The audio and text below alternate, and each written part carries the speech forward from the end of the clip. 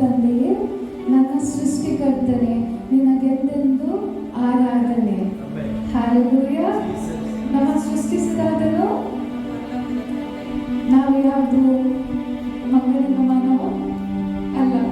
ನಮ್ಮ ಸೃಷ್ಟಿಸಿದಾತನು ನಮ್ಮ hallelujah. Thank you Jesus. ನಮ್ಮ ಸೃಷ್ಟಿಕರ್ತನಿಗೆ ಒಂದು ಜೋರಾಗಿ ಒಂದು ಚಪ್ಪರ ತಟ್ಟು. Thank you Jesus. Hallelujah, hallelujah. Thank you Jesus. ನಾವೆಲ್ಲರೂ ಒಟ್ಟಾಗಿ ಆರಾಧನೆಯಲ್ಲಿ ಒಂದು ಮನಸ್ಸಿನಲ್ಲಿ ಹಾಡುವ. ನಮ್ಮ ಮಹಿಮೆಯು ದೇವರಿಗೋಸ್ಕರ. Hallelujah. Thank you Jesus. Thank you lord.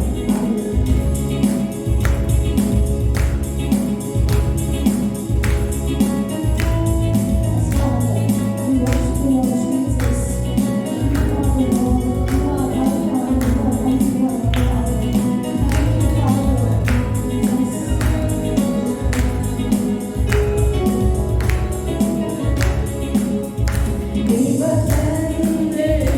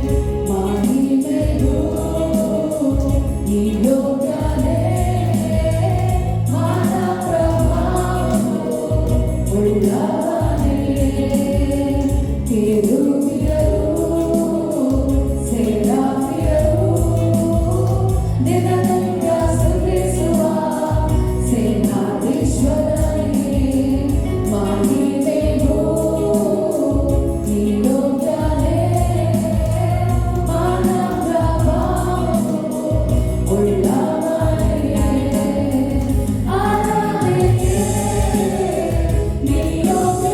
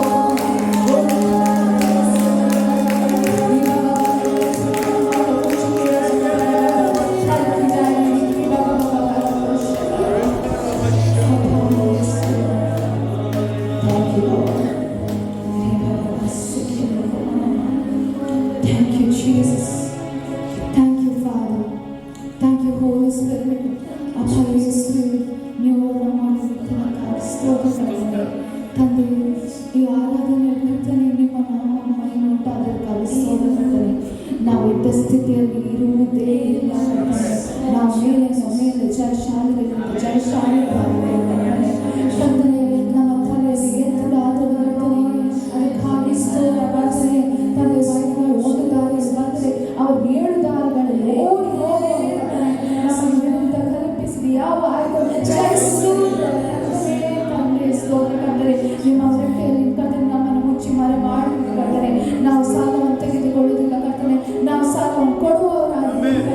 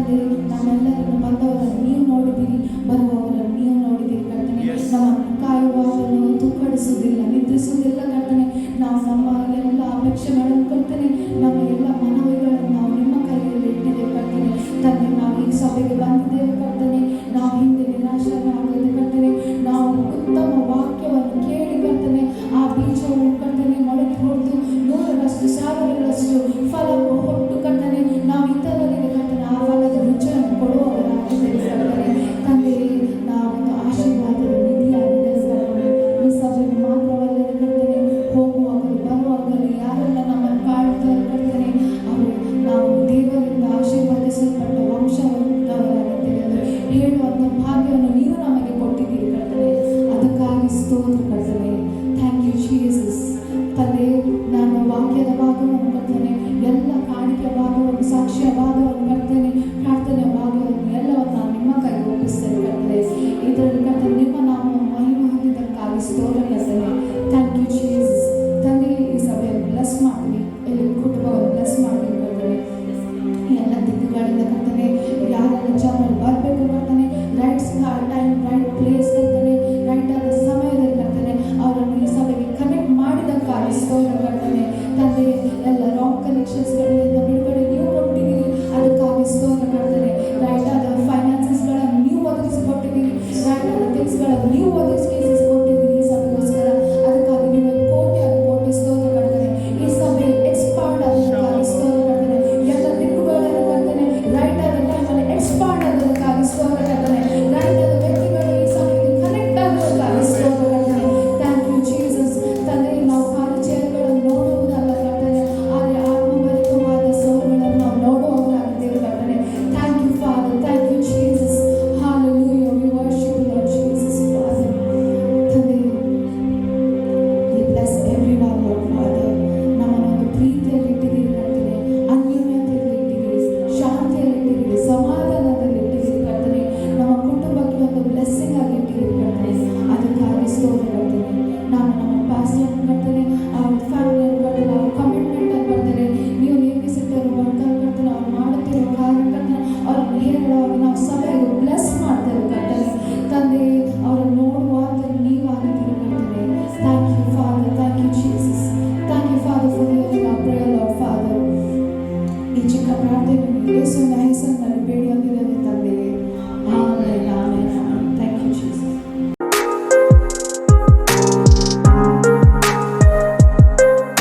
ಇವತ್ತು ಎಲ್ಲ ಲೋಕ ಇಡೀ ರಿಸರ್ವೆಕ್ಷನ್ ಡೇ ಆಚರಿಸ್ತಾ ಇದ್ದಾರೆ. ಯೇಸು ಸ್ವಾಮಿ ಆ ಕ್ರೂಜಿಯಲ್ಲಿ ಸಾಯುವುದು, ಉಣಲ್ಪಡುವುದು, ಪುನರುತ್ಥಾನ ಹೊಂದುವುದು ಅದು ಯಾರ ಚಿತ್ತವಾಗಿತ್ತು? ತಂದೆಯಾದ ದೇವರ ಚಿತ್ತವಾಗಿತ್ತು. ಇವತ್ತು ಅನೇಕರಿಗೆ ಸತ್ಯ ಗೊತ್ತಿಲ್ಲ, ಆದರೆ ಸತ್ಯ ತಿಳಿದುಕೊಂಡ ದೇವರ ಮಕ್ಕಳಿಗೋಸ್ಕರ ನಾನು ದೇವರಿಗೆ ಸ್ತೋತ್ರ ಹೇಳ್ತೇನೆ. ನೋಡಿ, ದೇವರ ವಾಕ್ಯದಲ್ಲಿ ನಾವು ನೋಡೋದಾದ್ರೆ ಯೇಸು ಸ್ವಾಮಿ ಭೂಮಿಯಲ್ಲಿ ಇರುವಾಗಲೇ ಆತನು ತಾನು ಸಾಯುತ್ತೇನೆ, ಗುಣಪಡುತ್ತೇನೆ, ಏಳು ಬರುತ್ತೇನೆ ಎಂಬುದಾಗಿ ತನ್ನ ಶಿಷ್ಯರಿಗೆ ಹೇಳಿದ್ದನ್ನು ದೇವರ ವಾಕ್ಯದಲ್ಲಿ ಕಾಣಲಿಕ್ಕೆ ಸಾಧ್ಯ. ಅದಕ್ಕೆ ಆಸ್ಪದವಾಗಿ ಲೂಕನು ಬರೆದ ಸುವಾರ್ತೆ 18ನೇ ಅಧ್ಯಾಯ 31ರಿಂದ 34 ವಚನಗಳ ತನಕ ಆತನು ತನ್ನ ನೋಡಿ 12 ಮಂದಿ ಶಿಷ್ಯರನ್ನು ಕರೆದುಕೊಂಡು ಅವರಿಗೆ, ನೋಡಿರಿ, ನಾವು ಈಗ ಎಲ್ಲಿ ಹೋಗ್ತಿದ್ದೇವೆ? ಯೆರೂಸಲೇಮಿಗೆ ಹೋಗುತ್ತಾ ಇದ್ದೇವೆ. ನೋಡಿ, ಅಲ್ಲಿ ಯೇಸು ಸ್ವಾಮಿ ತನ್ನ ಬಗ್ಗೆ ಹೇಳ್ತಾನೆ, ಮನುಷ್ಯ ಕುಮಾರನ ವಿಷಯದಲ್ಲಿ ಏನಂತೆ? ಪ್ರವಾದಿಗಳು ಬರೆದದೆಲ್ಲ ಅವನಲ್ಲಿ ನೆರವು. ಯಾರಲ್ಲಿ? ಅವನಲ್ಲಿ ಅಂದ್ರೆ ಯಾರಲ್ಲಿ? ಯೇಸು ಕ್ರಿಸ್ತನಲ್ಲಿ. ಪ್ರವಾದಿಗಳು ಎಲ್ಲ ಬರೆದದೆಲ್ಲ ಯೇಸು ಕ್ರಿಸ್ತನಲ್ಲಿ ನೆರವೇರ್ತದೆ. ಅದೇನು? ಹೇಗೆಂದರೆ ಏನಂತೆ? ಅವನನ್ನು ಅನ್ಯರ ಕೈಗೆ ಒಪ್ಪಿಸುವರು. ಯಾರನ್ನು? ಯೇಸು ಕ್ರಿಸ್ತನನ್ನು ಯಾರ ಕೈಗೆ? ಅನ್ಯರ ಕೈಗೆ ಒಪ್ಪಿಸ್ತಾರಂತೆ. ಅನ್ಯರ ಕೈಗೆ ಅಂದ್ರೆ ಯಾರದು? ಅನ್ಯರಂದ್ರೆ ಯಾರು? ಅನ್ಯರಂತ ಹೇಳಿದ್ರೆ ಯೇಸು ಕ್ರಿಸ್ತನನ್ನು ನಂಬದವರು. ಅಲ್ಲಿ ಯಾರೆಲ್ಲ ಯೇಸು ಕ್ರಿಸ್ತನ ನಂಬುವುದಿಲ್ಲ ಅವರಿಗೆ ಅನ್ಯರು ಎಂಬುದಾಗಿ ಹೇಳುವುದು. ನೋಡಿ, ಅಲ್ಲಿ ವಾಕ್ಯ ಇರ್ತದೆ ನೋಡಿ, ಓದಿದೆ. ಅವನನ್ನು ಅನ್ಯರ ಕೈಗೆ ಒಪ್ಪಿಸುವರು. ಇವರು ಅವನನ್ನು ಏನಂತೆ? ಅಪಹಾಸ್ಯ ಮಾಡುವರು, ಬೈಯುವರು, ಉಗುಳುವರು, ಕೊರಡೆಗಳಿಂದ ಹೊಡೆಯುವರು, ಕೊಂದು ಹಾಕುವರು, ಮತ್ತು 3ನೇ ದಿನದಲ್ಲಿ ಅವನು ಜೀವಿತನಾಗಿ ಎದ್ದು ಬರುವನು ಎಂಬುದಾಗಿ ಯಾರು ಹೇಳಿದ್ರು? ಯೇಸು ಸ್ವಾಮಿ. ಯಾರ ಹತ್ರ ಹೇಳಿದ್ರು? ಶಿಷ್ಯರ ಹತ್ರ ಹೇಳಿದ್ರು. ಅಂದ್ರೆ ಯೇಸು ಸ್ವಾಮಿ ತಾನು ಏನ್ ಆಗ್ತಾನೆ ಎಂಬುದಾಗಿ ಅದನ್ನ ಏನು ಮಾಡಿದ? ಮೊದಲು ಹೇಳಿದೆ. ಯಾರ ಹತ್ರ? ಶಿಷ್ಯರ ಹತ್ರ. ಆದರೆ ಯೇಸು ಸ್ವಾಮಿಯ ಜೀವಿತದಲ್ಲಿ ಇದೇ ಘಟನೆ ನಡೆಯಿತು. ಇದೇ ಘಟನೆ ನಡೆದ ಮೇಲೆ ಆ ಒಂದು ಸಮಾಧಿಯ ಬಳಿಗೆ ಅನೇಕ ಸ್ತ್ರೀಯರು ಯೇಸು ಸ್ವಾಮಿಯನ್ನು ನೋಡ್ಲಿಕ್ಕೆ ಹೋಗುವಾಗ ಅಲ್ಲಿ ಯೇಸು ಸ್ವಾಮಿ ರಿಸರೆಕ್ಷನ್ ಆದ ಸುದ್ದಿ ಯಾರಿಗೆ ಹೇಳ್ತಾರೆ? ಆ ಸ್ತ್ರೀಯರಿಗೆ ಹೇಳ್ತಾರೆ. ಸ್ತ್ರೀಯರಿಗೆ ಹೇಳುವಾಗ, ಶಿಷ್ಯರಿಗೆ ಬಂದು ಹೇಳುವಾಗ ಅವರಿಗೆ ಏನಾಯ್ತಂತೆ? ಯಾವ ಮಾತಾಯ್ತಂತೆ? ಬೈಬಲ್ ಹರಟೆಯ ಮಾತುಗಳಾಯ್ತಂತೆ, ಹುಚ್ಚು ಮಾತಾಯ್ತಂತೆ. ಆದ್ರೆ ಪೇತ್ರ ಬಂದ, ಸಮಾಧಿ ಒಳಗೆ ನೋಡಿದ, ತಿರುಗಿ ಹೋದ. ಅಂದ್ರೆ ಯಾರು ಇದನ್ನು ಗ್ರಹಿಸ್ಲಿಕ್ಕೆ ಆಗ್ಲಿಲ್ಲ. ಇವತ್ತು ಎಷ್ಟು ಜನ ಗ್ರಹಿಸ್ತಾ ಇದ್ದೇನೆ? ಇವತ್ತು ನಾನು ಹೇಳ್ತೀನಿ, ನೀನು ಗ್ರಹಿಸುವಾಗಲೇ ಆಶೀರ್ವಾದಗಳು ನಿನ್ನದಾಗಿ ದೇವರು ಮಾಡ್ತಾರೆ. ಕೆಲವೊಂದು ಆಶೀರ್ವಾದಗಳು ದೇವರು ತನ್ನ ಮಕ್ಕಳಿಗೆ ಇಟ್ಟಿದ್ದಾರೆ. ಆ ಆಶೀರ್ವಾದ ಯಾವುದೆಂದು ಗ್ರಹಿಸದೆ ಹೋದದ್ರಿಂದ ಇವತ್ತು ನಮಗೆ ಅದರಿಂದ ಯಾವ ಆಶೀರ್ವಾದ ಬರ್ತಾ ಇಲ್ಲ. ನಾನು ಹೇಳ್ತೀನಿ, ಇವತ್ತು ಈ ಪುನರುತ್ಥಾನದ ಮೆಸೇಜ್ ನಿಮ್ಮ ಜೀವಿತದಲ್ಲಿ ದೊಡ್ಡ ಆಶೀರ್ವಾದವಾಗಿ ದೇವರು ಮಾರ್ಪಡಿಸುವವನಾಗಿದ್ದಾನೆ. ಇದೆಲ್ಲ ನನ್ನ ಸಂದೇಶ ನಾನು ಈಗ ಕೊಟ್ಟಿಗೆ ಹೋಗ್ತಾ ಇದ್ದೇನೆ. ಯೋಹಾನನ ಬರೆದ ಸುವಾರ್ತೆ 20ನೇ ಅಧ್ಯಾಯ ಅದರಲ್ಲಿ 19ರಿಂದ 23 ವಾಕ್ಯ ನನಗೆ ಯಾರಾದರೂ ಗಟ್ಟಿಯಾದ ಶಬ್ದದಲ್ಲಿ ಓದಬಹುದು. ಯೋಹಾನನ ಬರೆದ ಸುವಾರ್ತೆ 20ನೇ ಅಧ್ಯಾಯ ಅದರಲ್ಲಿ 19ರಿಂದ 23 ವಾಕ್ಯ ತನಕ. ಅದೇ ದಿವಸದ ಅಂದರೆ ಏನಂತ ಹೇಳಿದ್ರೆ ಪುನರುತ್ಥಾನ ಹೊಂದಿದ ಅದೇ ದಿವಸದಂದು ವಾರದ ಮೊದಲನೆಯ ದಿವಸದ ಸಂಜೆಯಲ್ಲಿ. ಇದು ಯಾವುದಾದ ಘಟನೆ? ವಾರದ ಮೊದಲಿನ ಸಂಜೆ ಬೆಳಿಗ್ಗೆ ಮಗ್ದಲಾದ ಮರಿಯ ಸಮಾಧಿಗೆ ಹೋಗುವಾಗ ಅಲ್ಲಿ ಯೇಸು ಸ್ವಾಮಿಯನ್ನು ಕಂಡಲು ಯೇಸು ಸ್ವಾಮಿಯ ಮೂಲಕ ಶಿಷ್ಯರಿಗೆ ಹೋಯಿತು. ಇದು ಸಂಜೆ ನಡೆದ ಘಟನೆಯಾಗಿದೆ. ಏನಾಯ್ತು? ಸಂಜೆಯಲ್ಲಿ ಶಿಷ್ಯರು ಯೆಹೂದ್ಯರ ಭಯದಿಂದ ತಾವು ಇದ್ದ ಮನೆಯ ಬಾಗಿಲುಗಳನ್ನು ಮುಚ್ಚಿಕೊಂಡಿರಲು. ನೋಡಿ, ಅಲ್ಲಿ ಬೈಬಲ್ ಇರ್ತದೆ, ಅದೇ ದಿವಸ ಅಂದರೆ ವಾರದ ಮೊದಲನೇ ದಿವಸ ಸಂಜೆಯಲ್ಲಿ ಶಿಷ್ಯರು ಯೆಹೂದ್ಯರ ಭಯದಿಂದ, ಯಾರ ಭಯದಿಂದ? ಯೆಹೂದ್ಯರ ಭಯದಿಂದ ಮತ್ತೆ ತಾವು ಇದ್ದ ಮನೆಯ ಬಾಗಿಲುಗಳನ್ನು ಮುಚ್ಚಿಕೊಂಡಿರಲು ಯೇಸು ಬಂದು ನಡುವೆ ನಿಂತು ನಿಮಗೆ ಸಮಾಧಾನವಾಗಲಿ ಎಂದರು ಎಂಬುದಾಗಿ. Praise the lord. ಇಲ್ಲಿ ನೋಡಿ, ಯೇಸುವಿನ ಶಿಷ್ಯರು ಯಾವುದರಲ್ಲಿದ್ರು? ಭಯದಲ್ಲಿದ್ದರಂತೆ. ಒಂದು ಭಯದಲ್ಲಿದ್ರು. ಎರಡನೇದಾಗಿ ಅವರು ಬಾಗಿಲನ್ನು ಏನ್ ಮಾಡಿದ್ರು? ಮುಚ್ಚಿಕೊಂಡಿದ್ರಂತೆ. ಭಯದಿಂದ ಬಾಗಿಲನ್ನು ಮುಚ್ಚಿಕೊಂಡಿದ್ರು. ಅಂದ್ರೆ ಅದರ ಅರ್ಥ ಅಲ್ಲಿ ಯಾವುದೊಂದು ನಿರೀಕ್ಷೆ ಅವರಿಗೆ ಇಲ್ಲ. ನಿರೀಕ್ಷೆ ಎಲ್ಲ ಕಳೆದುಕೊಂಡೇ ಹೋಗಿದ್ರು. ಅವರು ಭಯದಲ್ಲಿದ್ರು. ಹೇಗಿದ್ರು? ಬಾಗಿಲನ್ನು ಮುಚ್ಚಿಕೊಂಡಿದ್ರು. ಇವತ್ತು ನಾನು ಹೇಳ್ತಾ ಇದ್ದೇನೆ, ಇಲ್ಲಿ ಕುಳಿತುಕೊಂಡವರು ಯಾರಾದರೂ ಯಾವುದೇ ವಿಷಯದಲ್ಲಿ ಭಯ ಪಡುವುದಾದರೆ ಯೇಸು ಕ್ರಿಸ್ತನ ಇವತ್ತು ನಿನ್ನ ಭಯವನ್ನು ತೆಗೆಲಿಕ್ಕೆ ನಮ್ಮ ಮಧ್ಯೆ ಚಲಿಸ್ತಾ ಇದ್ದಾನೆ. ಆತನು ಅಲ್ಲಿ ಯಾವುದೇ ಭಯದ ಅವಸ್ಥೆಯನ್ನು ಕಾಣುವ ದೇವರಾಗಿದ್ದಾನೆ. ನೋಡಿ, ಯೆಹೂದ್ಯರಿಗೆ ಇವರು ಎಲ್ಲಿದ್ದಾರೆ ಅಂತ ಗೊತ್ತಿಲ್ಲ, ಎಲ್ಲಿ ಅಡಗಿಕೊಂಡಿದ್ದಾರೆ ಅಂತ ಗೊತ್ತಿಲ್ಲ. ಆದ್ರೆ ಯೇಸು ಸ್ವಾಮಿಗೆ ಅವರಿಂದ ಪ್ಲೇಸ್ ಗೊತ್ತುಂಟು, ಅವರಿಂದ ಮನೆ ಗೊತ್ತುಂಟು, ಅವರಿಂದ ಸಿಚುವೇಶನ್ ಗೊತ್ತುಂಟು. ಇವತ್ತು ನಾನು ನಿಮಗೆ ಪ್ರಭಾದನೆ ಹೇಳ್ತಾ ಇದ್ದೇನೆ, ನೀನು ಯಾವುದೇ ಸ್ಥಳದಲ್ಲಿರೋ, ಯಾವುದೇ ಕಷ್ಟದಲ್ಲಿರೋ, ಯಾವುದೇ ಸಂಕಟದಲ್ಲಿರೋ, ಯೇಸು ಸ್ವಾಮಿ ನಿನ್ನ ಮಧ್ಯದಲ್ಲಿ ಬಂದು ನಿನ್ನ ಭಯವನ್ನು ನೀಗಿಸಿ ಆತನು ಸರ್ವಶಕ್ತನಾದ ದೇವರು ಎಂಬುದಾಗಿ ಆತನ ಪ್ರಕಟಪಡಿಸ್ತಾನೆ. Hallelujah, praise the lord. ಇಲ್ಲಿ ನೋಡಿ, ಅವರ ಜೀವಿತದಲ್ಲಿ ಬಾಗಿಲು ಮುಚ್ಚಿದ್ರೆ ಅಂತ ದೇವರ ವಾಕ್ಯ ಅಂತ ಉಂಟು. ಬಾಗಿಲು ಮುಚ್ಚಿಕೊಂಡಿದ್ರಂತೆ. ದೇವರು ಅನೇಕ ವಾಗ್ದಾನಗಳನ್ನು ನಮಗೆ ಕೊಡ್ತಾ ಇದ್ದಾರೆ. ದೇವರು ಹೆಚ್ಚಾಗಿ ತನ್ನ ಮಕ್ಕಳು ಭಯದಲ್ಲಿ ಇರಬಾರ್ದಂತ ದೇವರು ಇಷ್ಟಪಡುತ್ತಾ ಇದ್ದಾರೆ. ಯಾಕಂದ್ರೆ ಗೊತ್ತುಂಟ, ದೇವರು ಕೊಟ್ಟ ಆತ್ಮ ಯಾವುದಾದ್ರು ಭಯದ ಆತ್ಮ ಅಲ್ಲ, ಅದು ಧೈರ್ಯದ, ಬಲದ, ಪರಾಕ್ರಮದ, ಶಿಕ್ಷಣದ ಆತ್ಮ ಎಂಬುದಾಗಿ ಸತ್ಯವೇದ ಹೇಳ್ತಾ ಉಂಟು. ಆದ್ರೆ ಇಲ್ಲಿ ಅವರ ಮೇಲಿದ್ದ ಆತ್ಮ ಅದು ಏನ್ ಮಾಡಿತ್ತು ಅಂತ ಹೇಳಿದ್ರೆ, ಅದು ಧೈರ್ಯದ ಆತ್ಮವಾಗಿತ್ತು. ಅಲ್ಲಿ ಅವರು ಪರಿಶುದ್ಧಾತ್ಮನಿಂದ ಅಭಿಷೇಕಿಸಲ್ಪಟ್ಟವರಾಗಿದ್ರು. 12 ಮಂದಿ ಅಪೊಸ್ತಲರು ದೇವರ ಒಂದು ಅಭಿಷೇಕದಿಂದ ತುಂಬಿಸಲ್ಪಟ್ಟಿದ್ರು. ಅವರನ್ನು ದೇವರ ಸೇವೆಗೆ ಕರೆಸಿದ್ರು. ಸೇವೆ ಕರೆಯುವಾಗ ಏನ್ ಹೇಳಿದ್ರು ಅವರು? ದೆವ್ವಗಳು ನಿನ್ನ ಮಾತಿಗೆ ಅಧೀನವಾಗುತ್ತದೆ ಎಂಬುದಾಗಿ.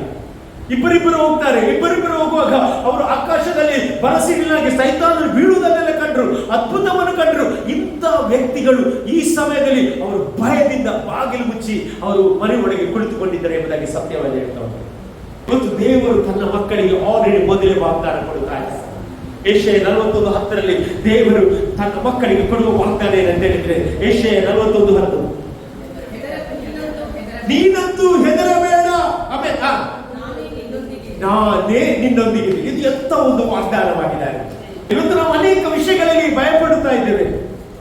ಸೈತಾನನಿಗೆ ಭಯಪಡ್ತಾ ಇದ್ದೇವೆ, ಸಾಲಕ್ಕೆ ಭಯಪಡುತ್ತಾ ಇದ್ದೇವೆ, ರೋಗಕ್ಕೆ ಭಯಪಡುತ್ತಾ ಇದ್ದೇವೆ. ನಮ್ಮ ಜೀವಿತದಲ್ಲಿ ಕೆಲವರು ವೈರಿಗಳು ನಮ್ಮ ವಿರುದ್ಧ ನಿಂತಿರುವಾಗ ನಾವು ಭಯಪಡುತ್ತೇವೆ. ಆದರೆ ದೇವರು ವಾಗ್ದಾನ ಹೇಳ್ತಾ ಉಂಟು, ನೀನಂತೂ ಭಯಪಡಬೇಡ, ನೀನಂತೂ ಭಯಪಡಬೇಡ. ದೇವರು ಏನ್ ಹೇಳ್ತಾನೆ ಅದರ ವಿರುದ್ಧವೇ ಸೈತಾನ ತರ್ತಾನೆ, ಭಯಪಡಿಸುವಂತ ವಾತಾವರಣಗಳನ್ನು ನಿರ್ವಹಿಸ್ತಾನೆ. ಇವತ್ತು ನೀವೆಲ್ಲ ಭಯದಲ್ಲಿ ಹೋಗ್ಲಿಲ್ಲ. ದೇವರ ವಾಗ್ದಾನ ನಮಗೆ ಗೊತ್ತುಂಟು, ದೇವರ ಪ್ರಾಮಿಸ್ ನಮಗೆ ಗೊತ್ತುಂಟು. ಆದರೂ ಸಹ ಕೆಲವೊಮ್ಮೆ ನಾವು ಭಯದಲ್ಲಿರುವಾಗ ದೇವರ ವಾಗ್ದಾನವನ್ನು ನೆನಪು ಮಾಡಿಕೊಳ್ಳಬೇಕು. ನೀನಂತೂ ಭಯಪಡಬೇಡ, ನಾನೇ ನಿನ್ನೊಂದಿಗಿದ್ದೇನೆ, ದಿಗ್ಭ್ರಮೆಗೊಳ್ಳದಿರು, ನಾನೇ ನಿನ್ನ ದೇವರು, ನಾನು ನಿನ್ನನ್ನು ಬಲಪಡಿಸುತ್ತೇನೆ. ನಿನಗೆ ಸಹಾಯ ಕೊಡುತ್ತೇನೆ. ನನ್ನ ಧರ್ಮದ ಬಲಗೈಯನ್ನು ನಾನು ನಿನಗೆ ಆಧಾರ ಮಾಡಿಕೊಳ್ಳುತ್ತೇನೆ. ಆಮೇಲೆ ಅಲ್ಲಿ ನೋಡಿ, ಹಾಗಾದ್ರೆ ದೇವರ ವಾಕ್ಯ ದೊಡ್ಡ, ದೇವರು ನಮಗೆ ಬಲಪಡಿಸುವ ದೇವರಾಗಿದ್ದಾನೆ.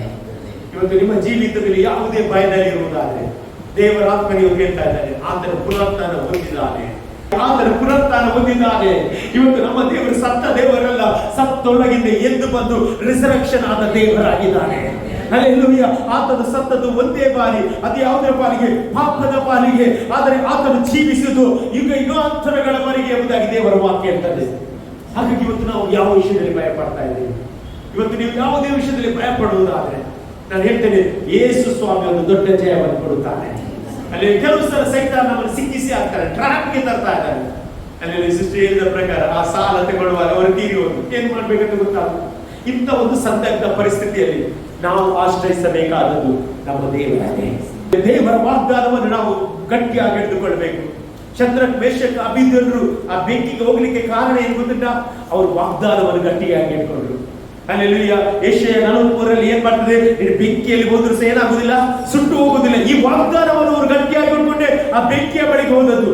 ಅವರಿಗೆ ಯಾವ ಒಂದು ಭರವಸೆ ಇರಲಿಲ್ಲ ಬೆಂಕಿಯಲ್ಲಿ ಕಾಪಾಡ್ತಾರೆ ಅಂತ ಹೇಳಿದ್ರೆ, ಆದ್ರೆ ವಾಗ್ದಾನವನ್ನು ಅವರು ಗಟ್ಟಿಯಾಗಿ ನಂಬಿದ್ರು. ನಾವು ಈ ಬೆಂಕಿಯಲ್ಲಿ ಹೋದ್ರು ಸಹ ದೇವರು ರಕ್ಷಿಸ್ತಾನೆ, ರಕ್ಷಿಸದಿದ್ದರೂ ಸಹ ಚೊತ್ತೇವಿಲ್ಲ, ನಾವು ವಾಗ್ದಾನವನ್ನು ನಂಬುತ್ತೇವೆ ಎಂಬುದಾಗಿ ಆ ಬೆಂಕಿಯ ಮೇಲೆ ಹೋದಾಗಲೇ ಅವರಿಗೆ ಗೊತ್ತಾದದ್ದು ದೇವರು ವಾಗ್ದಾನದಲ್ಲಿ ನಂಬಿಗಸ್ತನೆ ಎಂಬುದಾಗಿ. ಇವತ್ತು ನೀವು ಯಾವುದೇ ಸಾಲದಲ್ಲಿ, ಯಾವುದಾದ್ರೂ ಕಷ್ಟದಲ್ಲಿ, ಯಾವುದೇ ವೈರ್ಯದ ಭಯದಿಂದ, ಯಾವುದೇ ಶತ್ರುವಿನ ಭಯದಿಂದ ನೀವು ಇವತ್ತು ಭಯಪಡುವುದಾದ್ರೆ ಕರ್ತನಾತ್ಮವು ನಿಮ್ಮೊಂದಿಗೆ ಮಾತನಾಡುತ್ತಿದ್ದಾನೆ. ಯಾವ ವಿಷಯದಲ್ಲಿ ಭಯಪಡಬೇಡ, ಯಾಕಂದ್ರೆ ಪುನರುತ್ಥಾನ ಹೊಂದಿದೆ ಯೇಸು ಸ್ವಾಮಿ 12 ಮಂದಿ ಶಿಷ್ಯರ ಬಳಿಗೆ ಬಂದು ಭಯಪಡಬೇಡಿ ಎಂಬುದಾಗಿ ಹೇಳಿದ ಪ್ರಕಾರ ನಿಮ್ಮ ಜೊತೆ ಆತನು ಮಾತನಾಡುತ್ತಿದ್ದಾರೆ. ಯಾಕಂತ ಹೇಳಿದ್ರೆ ಅವನೇ ಮಾರ್ಗವು, ಸತ್ಯವು, ಜೀವವೂ ಆಗಿದ್ದಾನೆ. ನೋಡಿ, ಅಲ್ಲಿ ವಾಕ್ಯ ಎಂತದೇನಂತೇಳಿ ಅವನೇನು ಬಾಗಿಲು ಮುಚ್ಚಿಕೊಂಡರು, ಯೇಸು ಬಂದು ನಡುವೆ ನಿಂತು ನಿಮಗೆ ಸಮಾಧಾನವಾಗಲಿ ಅಂದನು ಎಂಬುದಾಗಿ. ಅಂದ್ರೆ ಯೇಸು ಸ್ವಾಮಿ ಈಗ ಹೇಗೆ ಬಂದದ್ದು? ಒಳಗೆ ಹೇಗೆ ಬಂದ? ಬಾಗಿಲು ಮುಚ್ಚಿತ್ತು, ಆದ್ರೂ ಸಹ ಬಂದ. ಯೇಸು ಸ್ವಾಮಿಯ ಶರೀರ ಯಾವ ರೀತಿಯಲ್ಲಿತ್ತು? ಮಹಿಮೆ ಶರೀರವಾಗಿತ್ತು. ಮಹಿಮೆ ಶರೀರವಾಗಿತ್ತು. ನೋಡ್ಲಿಕ್ಕೆ ಹೇಗಿತ್ತದು? ಅಲ್ಲ, ನೋಡ್ಲಿಕ್ಕೆ ಹೇಗಿದ್ದ ಯೇಸು ಸ್ವಾಮಿ? ನೋಡ್ಲಿಕ್ಕೆ ಮನುಷ್ಯರಾಗಿದ್ದ. ಶಿಷ್ಯರು ಎಕ್ಸ್ಪೆಕ್ಟೇ ಮಾಡಲಿಲ್ಲ. ನಮಗೆ ಯೇಸು ಸ್ವಾಮಿ ಹೇಳಿದ್ದಾನೆ, ಮೊದಲೇ ಹೇಳಿದ್ದಾನೆ, ನಾನು ಸಾಯ್ತೇನೆ, 3ನೇ ದಿವಸದಲ್ಲಿ ಎದ್ದು ಬರ್ತೇನೆ ಅಂತ ಹೇಳಿದ್ರು ಸಹ ಯೇಸು ಹೇಳಿದ ನಂತರ ಸ್ತ್ರೀಯರು ಹೇಳುವಾಗ ಸಹ ಅವರು ನಂಬಲಿಲ್ಲ. ನಂತರ ಅವರಿಗೆ ಕನ್ಫರ್ಮ್ ಮಾಡುವುದಕ್ಕೋಸ್ಕರ ಅವರು ಆ ಮನೆಯ ಒಳಗೆ ಕುತ್ಕೊಳ್ಳುವಾಗ, ಆ ಬಾಗಿಲು ಹಾಕುವಾಗ, ಅದರ ಮಧ್ಯೆ ಬರುವಾಗ ಅವರು ಎಂತ ತಿಳಿಸಿದ್ರು? ಭೂತ ಅಂತ ಎನಿಸಿದ್ರು. ಏನೆನಿಸಿದ್ರು? ಭೂತ ಅಂತ ಎನಿಸಿದ್ರು. ಹಾಗೆ ಯೇಸು ಸ್ವಾಮಿ ಅವರಿಗೆ ನಾನು ಭೂತ ಅಲ್ಲ ಅಂತ ತೋರಿಸಲಿಕ್ಕೆ ತುಂಬಾ ಪ್ರಯತ್ನ ಪಡ್ತಾನೆ. ಏನ್ ತೋರಿಸ್ತಾನೆ? ಮೊದಲನೇದಾಗಿ ಕೈಗಳನ್ನು ತೋರಿಸ್ತಾನೆ. ಯಾಕೆ ಕೈಗಳನ್ನು ತೋರಿಸಿದ್ದು? ಗುರುತು. ಹಲ್ಲೆಲೂಯಾ. ಯೇಸು ಸ್ವಾಮಿ ತೋರಿಸುವುದು. ಯೇಸು ಸ್ವಾಮಿ ಶಿಷ್ಯರಿಗೆ ತೋರಿಸುವ ಅಗತ್ಯ ಇಲ್ಲ, ಯಾವ ಅಗತ್ಯ ಇಲ್ಲ. ಯಾಕೆ ಗೊತ್ತುಂಟ? ಭಯಪಡುವವರಿಗೆ ಧೈರ್ಯವನ್ನು ನೀಡಲಿಕ್ಕೋಸ್ಕರ ಆತನು ಕೈಗಳನ್ನು ತೋರಿಸ್ತಾ ಇದ್ದಾನೆ. ಹಲ್ಲೆಲೂಯಾ. ಲೂಕನು ಬರೆದ ಸುವಾರ್ತೆಯಲ್ಲಿ ಎಲ್ಲ ನೋಡುವಾಗ ಏನಂತ ಭೂತ ಅಂತ ಹೇಳುವಾಗ ಯೇಸು ಸ್ವಾಮಿ ಹೇಳ್ತಾರೆ ಏನು ಗೊತ್ತಿಲ್ಲ? ಹಲ್ಲೆಲೂಯಾ. ನನ್ನನ್ನು ನೋಡ್ರಿ, ನನ್ನ ಮಾಂಸವನ್ನು ನೋಡ್ರಿ, ಇದು ಭೂತಗಳಿಗೆ ಇಲ್ಲ. ಮತ್ತೆ ಮೀನನ್ನು ಕೊಡ್ರಿ ಅಂತೇಳಿ ಆ ಮೀನನ್ನು ಏನ್ ಮಾಡ್ತಾರೆ ಯೇಸು ಸ್ವಾಮಿ? ತಿಂತಾರೆ. ಭೂತ ತಿಂತದ? ಅಂದ್ರೆ ದೇವರು ಆ ಒಂದು ಮನುಷ್ಯನಾಗಿಸಿದ್ದ ಆತ್ಮ ಸಂಬಂಧದಲ್ಲಿದ್ದ ಸಹ, ಆದ್ರಿಂದ ಅದೇ ರೀತಿಯಲ್ಲಿ ಯೇಸು ಸ್ವಾಮಿ ಸೂಪರ್ ನ್ಯಾಚುರಲ್ ಆಗಿ ಪುನರುತ್ಥಾನ ಹೊಂದಿದ ಯೇಸು ಸ್ವಾಮಿ ಶಿಷ್ಯರ ಮಧ್ಯೆ ಅವನು ಇಳಿದು ಬರ್ತಾ ಇದ್ದಾನೆ. ಹಲ್ಲೆಲೂಯಾ. Praise the lord. ಇವತ್ತು ನಾವು ಪ್ರಾರ್ಥನೆ ಮಾಡುವಾಗ ಸಹ ನಮ್ಮ ಎದುರು ಬರ್ತಾನೆ. ಹಲ್ಲೆಲೂಯಾ. Praise the lord. ನೀನು ಒಂದು ಕೋಣೆಯಲ್ಲಿ ಕೂತ್ಕೊಂಡು ದೇವರ ಹತ್ರ ಇರಬೇಕು, ದೇವರೇ ನಾನು ಇವತ್ತು ನಿನ್ನ ಮಹಿಮೆಯನ್ನು ಕಾಣಬೇಕು. ನಾವು ಪ್ರಾರ್ಥನೆ ಮಾಡ್ತೇವೆ, ಬಟ್ ಆ ಮಹಿಮೆ ಬರುವಾಗ ನಾವು ಭಯ ಪಡ್ತೇವೆ. ನಾನು ಹೇಳ್ತೇನೆ, ದೇವರು ಕೊಡುವ ಆತ್ಮ ಅದು ಭಯದ ಆತ್ಮ ಅಲ್ಲ, ಗಲಿಬಿಲಿಯ ಆತ್ಮ ಸಹ ಅಲ್ಲ, ಅದು ಧೈರ್ಯಪಡಿಸುತ್ತದೆ. ಇಲ್ಲಿ ವಾಕ್ಯ ಹೇಳ್ತದೆ, ಯೇಸು ಸ್ವಾಮಿ ಅವರ ಮಧ್ಯೆ ಬರುವಾಗ ಅವರಿಗೆ ಏನಾಯ್ತದೆ? ಸಂತೋಷವಾಯ್ತು. ಹೇಳ್ರಿ, ಸಂತೋಷವಾಯ್ತು. ಹಲ್ಲೆಲೂಯಾ. ಹಾಗಾದ್ರೆ ದೇವರಾತ್ಮನು ಯಾರಲ್ಲಿ ಬರ್ತಾರೆ ಅಲ್ಲಿ ಸಂತೋಷ ಬರ್ತದೆ.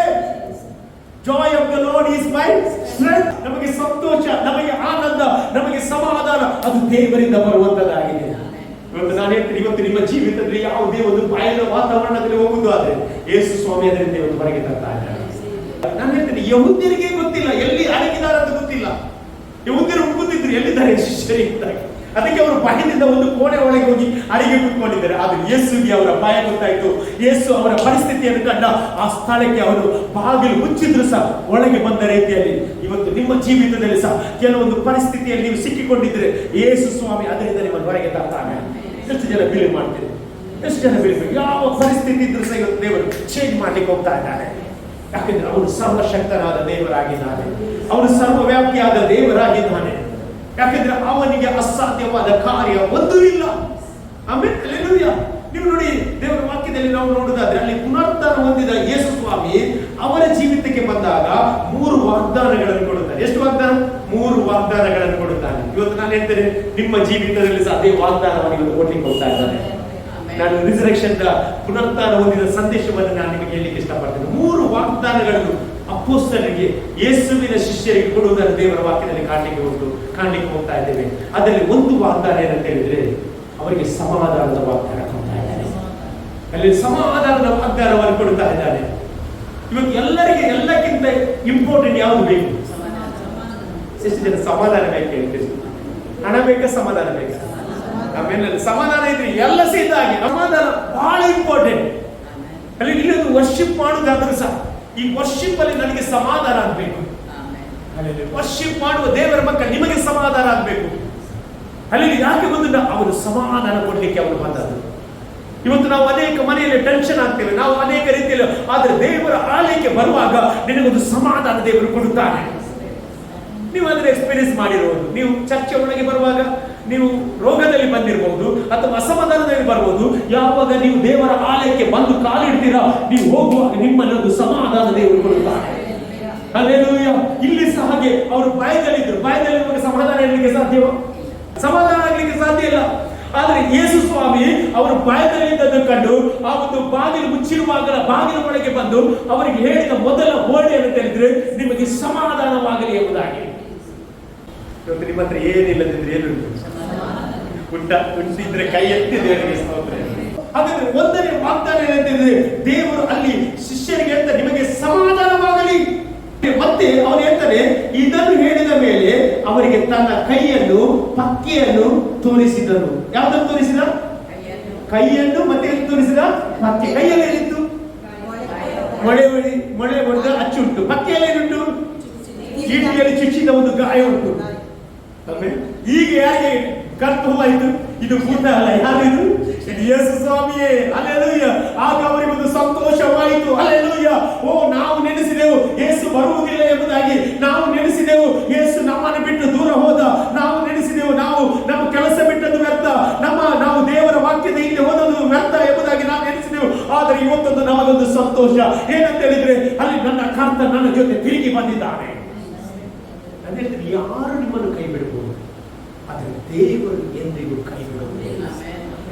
ಯಾಕೆ ಗೊತ್ತಿಲ್ಲ, ಅವರು ವಾಗ್ದಾನದಲ್ಲಿ ನಂಬಿಗಸ್ತನಾಗಿದ್ದಾರೆ. ಅಲ್ಲಿ ಇಬ್ರಿ 13:5 ಹೇಳ್ತಾರೆ, ನಿಮಗಿರುವುದರಲ್ಲಿ ತೃಪ್ತರಾಗಿರಿ. ಯಾವ ಸರ್ಕಮ್ಸ್ಟಾನ್ಸ್ ಅಲ್ಲಿ ಬಿದ್ದೀರಿ, ಅದರಲ್ಲಿ ಒಂದು ತೃಪ್ತಿ ಬೇಕು. ಹಲ್ಲೆಲೂಯಾ. ಏನಿಲ್ಲದೆ ಇರಬಹುದು, ತೊಂದರೆ ಇಲ್ಲ, ನಿನ್ಗೊಂದು ತೃಪ್ತಿ ಬೇಕು. ಯಾಕೆ ಗೊತ್ತಿಲ್ಲ, ನನ್ನ ಹತ್ರ ಏನಿಲ್ಲದ್ರೂ ತೊಂದರೆ ಇಲ್ಲ, ನನ್ನ ಸಂಗಡ ನನ್ನ ಕಾಂತನಿದ್ದಾನೆ. ಈ ಭರವಸೆ ಇದ್ದವರು ಯಾರಾಗಿರುವುದಾದ್ರೆ ಕೈ ಎತ್ತಿ ದೇವರಿಗೆ ಸ್ತೋತ್ರ. ಹಲ್ಲೆಲೂಯಾ. ದೇವರ ಮಕ್ಕಳೇ, ನಮ್ಮ ಜೀವಿತದಲ್ಲಿ ಒಂದು ತಿಳಿದುಕೊಳ್ಬೇಕು, ನಮ್ಮ ದೇವರು ನಮ್ಮ ಸಂಗಡ ಇದ್ದಾನೆ. ಅಲ್ಲಿ ಏನು ಆ ಕೆರೆ ತಳ್ಳಕ್ಕೆ ಹೋಗುವಾಗ ಅವನಿಗೆ ಒಂದು ವಿಷಯ ಗೊತ್ತಿತ್ತು, ನಾನು ಸನ್ನಿಧಿ ಸೇವೆ ಮಾಡುವ ದೇವರು ನನ್ನ ರಕ್ಷಕನಾಗಿದ್ದಾನೆ, ನನ್ನ ಪ್ರೊವೈಡರ್ ಆಗಿದ್ದಾನೆ ಎಂಬುದಾಗಿ ಅವನ ನಂಬಿಕೆಯಿಂದಲೇ ಆ ಕೆರೆ ತಳ್ಳಕ್ಕೆ ಹೋಗಿದ್ದ. ಕೆರೆ ತಳ್ಳಕ್ಕೆ ಹೋಗುವಾಗ ಅವನು ಕೇಳಲಿಲ್ಲ, ನನ್ನ ಊಟಕ್ಕೆ ಏನು ಮಾಡಲಿ ಅಂತ ಕೇಳಲಿಲ್ಲ ದೇವರ ಹತ್ರ. ಆಮೇಲೆ ಆದ್ರೆ ಬೈಬಲ್ ಇರ್ತದೆ, ಬೆಳಿಗ್ಗೆ ಮತ್ತು ಪ್ರಾತಃ ಕಾಲ 2 ಹೊತ್ತು ಅವನಿಗೆ ಯಾವುದರಲ್ಲಿ ಈ ರೊಟ್ಟಿ ಮತ್ತು ಮಾಂಸ ಬಂದಿದ್ದು, ಕಾಗೆ ಬಾಯಿಂದ ಆ ರೊಟ್ಟಿಯನ್ನು ಸಪ್ಲೈ ಮಾಡಲಿಕ್ಕೆ ಸಾಧ್ಯವಾದರೆ ಇವತ್ತು ನಿಮಗೆ ಏನ್ ಬೇಕು ಅದನ್ನು ದೇವರು ಕೊಡ್ಲಿಕ್ಕೆ ಶಕ್ತನಾಗಿದ್ದಾರೆ. ಎಷ್ಟು ಜನ ಬಿಲೀವ್ ಮಾಡ್ತೀವಿ? ಅಲ್ಲಿ ಇವತ್ತು ಆ ಪುನರುತ್ಥಾನ ಹೊಂದಿದ ಯೇಸು ಸ್ವಾಮಿ ನಮ್ಮ ಮಧ್ಯೆ ಇದ್ದಾನೆ. ಅಲ್ಲಿ ಅವನು ಹೇಳ್ತಾ ಇದ್ದಾನೆ, ನಿಮಗಿರುವುದರಲ್ಲಿ ತೃಪ್ತರಾಗಿರಿ, ನಾನು ನಿಮ್ಮನ್ನು ಕೈ ಬಿಡುವುದಿಲ್ಲ, ನಾನು ನಿಮ್ಮನ್ನು ತಂದು ಬಿಡುವುದಿಲ್ಲ. ಇವತ್ತು ದೇವರ ಮಕ್ಕಳೇ, ನೀನಿವತ್ತು ನಂಬುದಾದ್ರೆ ನಾನು ಹೇಳ್ತೇನೆ, ಇವತ್ತು ನಿನ್ನ ಚರಿತ್ರೆ ದೇವರು ಬದಲಾಯಿಸ್ತಾನೆ. ಒಂದನೇ ವಾಗ್ದಾನ ದೇವರು ಏನ್ ಮಾಡಿದ ಅಂತ ಹೇಳಿದ್ರೆ, ಸಮಾಧಾನದ ವಾಗ್ದಾನವನ್ನು ಅಲ್ಲಿ ಕೊಡ್ತಾ ಇದ್ದಾರೆ. ಅಲ್ಲಿ ಬೈಬಲ್ ಹೇಳ್ತದೆ, ಶಿಷ್ಯರ ಸ್ವಾಮಿಯನ್ನು ನೋಡಿದ್ರಿಂದ ಸಂತೋಷ ಪಟ್ಟರು. ಯೇಸು ಅವರಿಗೆ ನಿಮಗೆ ಸಮಾಧಾನವಾಗಲಿ ಎಂದು ತಿರುಗಿ ಹೇಳಿದನು. ಅಂದ್ರೆ ದೇವರು ಏನ್ ಮಾಡ್ತಾರೆ, 2 ಸಲ ಅಲ್ಲಿ ಸಮಾಧಾನವಾಗಲಿ ಎಂಬುದಾಗಿ ಅವರು ಹೇಳ್ತಾ ಇದ್ದಾರೆ. ನೋಡಿ, ಎಫೆಸ ಬರೆದ ಪತ್ರಿಕೆ 2ನೇ ಅಧ್ಯಾಯ 14ನೇ ವಾಕ್ಯ ಓದಿ ನೋಡಿ. ಎಫೆಸಿಯನ್ ಚಾಪ್ಟರ್ 2 ವರ್ಸಸ್ 14. ನಿಮ್ಮನ್ನು ಏನಂತೆ, ನಮ್ಮನ್ನು ಒಂದು ಮಾಡಿದವನಾದ ಯಾರು ನಮಗೆ ಸಮಾಧಾನಕರ್ತನು? ಯೇಸುವೇ ನಮಗೇನಾಗಿದ್ದಾನೆ, ಸಮಾಧಾನಕರ್ತನು. ಇವತ್ತು ನಂಬ್ತೀರಾ? ಯಾವ ಪೊಸಿಷನ್ ಅಲ್ಲಿ ಇದ್ರು ಸರ್, ನಿಮಗೆ ಸಮಾಧಾನಕರ್ತನು ಯೇಸುವೇ ಆಗಿದ್ದಾನೆ. ನಿಮ್ಮ ಜೀವಿತದಲ್ಲಿ ಏನೇ ಆಗಲಿ, ಹಬ್ಬಕ್ಕೂ ಕೇಳ್ತಾನಲ್ಲ, ಅಂಜೂರದ ಚಿಗುರದಿದ್ದರು, ದ್ರಾಕ್ಷರತೆ ಹಣ್ಣು ಕಾಣದಿದ್ದರು, ಮಂದೆ ಕೊಟ್ಟಿಗೆಯಲ್ಲಿ ಕಾಣದಿದ್ದರು, ನಾನು ಯಾರಲ್ಲಿ ಸಂತೋಷ ಪಡ್ತೇನೆ? ನನ್ನ ದೇವರಲ್ಲಿ ಸಂತೋಷ ಪಡ್ತಾ ಇದ್ದೇನೆ. ಇದು ದೇವರ ಮಕ್ಕಳ ಒಂದು ನಂಬಿಕೆ. ಅಲ್ಲಿ ಏನಿಲ್ಲದಿದ್ರು ಸಹ ಆತನು ಸಮಾಧಾನಕರ್ತನಾಗಿದ್ದಾನೆ. ಆ ಮತ್ತೆ ಒಂದು ಪ್ರಿಸಲು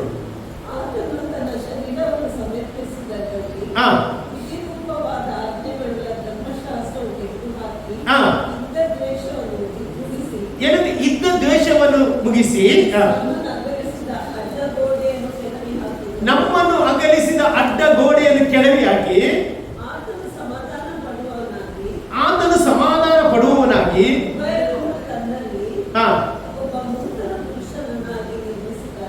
ಹಾಗಾದ್ರೆ ಯೇಸು ಸ್ವಾಮಿ ಏನ್ ಮಾಡಿದಾಗಿದ್ರೆ, ಮೊದಲನೇದಾಗಿ ನಮಗೆ ಸಮಾಧಾನವನ್ನು ಕೊಟ್ಟ ಅವನು ಸಮಾಧಾನ ಪ್ರಭು ಆಗಿದ್ದಾನೆ. ಅಲ್ಲಿ ನಾವು ನೋಡ್ತೇವೆ, ಯೆಶಾಯ ಪ್ರವಾದನ ಗ್ರಂಥ 9ನೇ 6ನೇ ವಾಕ್ಯದಲ್ಲಿ ನಾವು ನೋಡ್ತೇವೆ, ಆಡಳಿತವು ಆತನ ಬಾಹುವಿನ ಮೇಲೆ ಇತ್ತು. ಆತನಿಗೆ ಏನ್ ಹೆಸರು? ಸಮಾಧಾನದ ಪ್ರಭು ಎಂಬುದಾಗಿ ಅವನಿಗೆ ಹೆಸರು. ಹುಟ್ಟುವ ಮೊದಲೇ ಅವನು ಸಮಾಧಾನದ ಪ್ರಭು ಆಗಿದ್ದಾನೆ. ಇಲ್ಲಿ ಅವರು ಭಯದಲ್ಲಿರುವಾಗ, ಅವರಿಗೆ ಸಮಾಧಾನ ಇಲ್ಲದಾಗ ಯೇಸು ಅಲ್ಲಿ ಪ್ರತ್ಯಕ್ಷನಾಗಿ ಹೇಳ್ತಾ ಇದ್ದಾನೆ, ನಿಮಗೆ ಸಮಾಧಾನವಾಗಲಿ ಎಂಬುದಾಗಿ ಅಲ್ಲಿ ಹೇಳ್ತಾ ಇದ್ದಾನೆ. ಅಲ್ಲಿ ಮನುಷ್ಯರು ಏದೇನ್ ತೋಟದಲ್ಲಿ ಪಾಪ ಮಾಡಿದಾಗ ದೇವರ ಮತ್ತು ಆದಾಮನ ಸಂಬಂಧ ಏನಾಯ್ತು? ಅದು ಕಟ್ಟ ಆಯ್ತು, ಮುರಿದು ಹೋಯಿತು. ಆದ್ರೆ ಆ ಒಂದು ಯೇಸು ಸ್ವಾಮಿಯ ಪುನರುತ್ಥಾನದ ಮೂಲಕ, ಕಡೆಯ ಆದಾಮನಾದ ಯೇಸುವಿನ ಮೂಲಕ ಆ ಸಂಬಂಧ ಏನಾಯ್ತು? ಜೋಡಣೆ ಆಯಿತು. ಸಂಬಂಧ ಏನಾಯ್ತು? ಜೋಡಣೆ ಆಯಿತು. ಇವತ್ತು ನಾನು ಹೇಳ್ತೇನೆ, ಹಲ್ಲೆಲೂಯ, ಆ ತಂದೆಯಾದ ದೇವರು ಆ ಒಂದು ಉದ್ದೇಶದ ಮೇರೆಗೆ ಯೇಸು ಸ್ವಾಮಿಯನ್ನು ಕಳಿಸಿ ಆ ಒಂದು ಸತ್ತು ಊನಲ್ಪಟ್ಟು 3ನೇ ದಿನದಲ್ಲಿ ಪುನರುತ್ಥಾನ ಹೊಂದಿದ್ದರಿಂದ ಆ ಸಂಬಂಧ ತೆಗಿ ಜೋಡಣೆ ಆಗಲಿಕ್ಕೆ ಸಾಧ್ಯವಾಯಿತು. ಹಲ್ಲೆಲೂಯ, ಕರ್ತನಿಗೆ ಸ್ತೋತ್ರವಾಗಲಿ. ಹಾಗಾದ್ರೆ ಇವತ್ತು ನಾನು ಹೇಳಲಿಕ್ಕೆ ಇಷ್ಟಪಡ್ತೇನೆ ಅಂತ ಹೇಳಿದ್ರೆ, ಯೇಸುವಿನ ಪುನರುತ್ಥಾನ ತಂದೆಯಾದ ದೇವರೊಂದಿಗೆ ಕಳೆದ ಸಂಬಂಧದಿಂದ ದೇವರು ತಿರುಗಿ ಸಂಬಂಧ ಕೊಡಲಿಕ್ಕೆ ಸಾಧ್ಯವಾಯಿತು. ನೋಡಿ, ರೋಮಪುರದವರೆಗೆ ಬರೆದ ಪತ್ರಿಕೆ 5ನೇ ಅಧ್ಯಾಯ 8ನೇ ವಾಕ್ಯದಲ್ಲಿ ಓದುವುದಾದ್ರೆ, ರೋಮ 5:8. ಕ್ರಿಸ್ತನು ನಮಗೋಸ್ಕರ ಪ್ರಾಣ ಕೊಟ್ಟದ್ದರಲ್ಲಿ ದೇವರು ನಮ್ಮ ಮೇಲೆ ತನಗಿರುವ ಪ್ರೀತಿಯನ್ನು ಸಿದ್ಧಾಂತಪಡಿಸಿದ್ದಾನೆ. ಎಂತಂತೆ ಆತನು ಪ್ರಾಣ ಕೊಡುವುದರಲ್ಲಿ ಆತನು ಎಂತ ಪ್ರೀತಿಯನ್ನು ಇಟ್ಟಿದ್ದಾನೆ ಅಂತ ಸಿದ್ಧಾಂತಪಡಿಸಿದ್ದಾನೆ. ಮತ್ತೆ ಈಗ ನಾವು ಆತನ ರಕ್ತದಿಂದ ನೀತಿವಂತರಾಗಿರಲಾಗಿ ಆತನ ಮೂಲಕ ಬರುವ ಕೋಪಕ್ಕೆ ತಪ್ಪಿಸಿಕೊಳ್ಳುವುದು ಮತ್ತು ನಿಶ್ಚಯವಲ್ಲವೇ? ದೇವರಿಗೆ ವೈರಿಗಳಾಗಿದ್ದ ನಾವು ಆತನ ಮಗನ ಮರಣದ ಮೂಲಕ ಆತನೊಂದಿಗೆ ಸಮಾಧಾನವಾಗಿರಲಾಗಿ ಆತನ ಕೂಡ ಸಮಾಧಾನವಾದ ನಮಗೆ ಆ ಮಗನಿಗಿರುವ ಜೀವದಿಂದ ರಕ್ಷಣೆಯಾಗುವುದು. ಹಾಗಾದ್ರೆ ಇವತ್ತು ಮತ್ತು ನಿಶ್ಚಯವಲ್ಲವೇ? ಹಾಗಾದ್ರೆ ಇವತ್ತು ನಾನು ಹೇಳ್ತೇನೆ, ಕಳೆದು ಹೋದ ಸಂಬಂಧ ತಿರುಗಿ ಜೋಡಣೆ ಮಾಡಿ ಅಲ್ಲಿ ದೇವರೊಂದಿಗೆ ಒಂದು ಸಮಾಧಾನವನ್ನು ಏರ್ಪಡಿಸಿದ್ದು ಅದು ಕರ್ತನ ಪುನರುತ್ಥಾನವಾಗಿದೆ. ಅಲ್ಲಿ ಕರ್ತನ ಪುನರುತ್ಥಾನವಾಗಿದೆ. ಅಲ್ಲಿ ದೇವರು ನಮ್ಮಲ್ಲಿ ಒಂದು ಶಾಶ್ವತವಾದ ಸಮಾಧಾನವನ್ನು ತಂದ. ಒಂದು ದೇವರೊಂದಿಗೆ ಒಂದು ಬಾಂಡೇಜ್ ಅದು ಜಾಸ್ತಿ ಆಗ್ಲಿಕ್ಕೆ ಪ್ರಾರಂಭವಾಯಿತು. ಯಾವುದರಿಂದ ತಿಳಿದ್ರೆ ಕ್ರಿಸ್ತನ ಪುನರುತ್ಥಾನದ ಮೂಲಕ.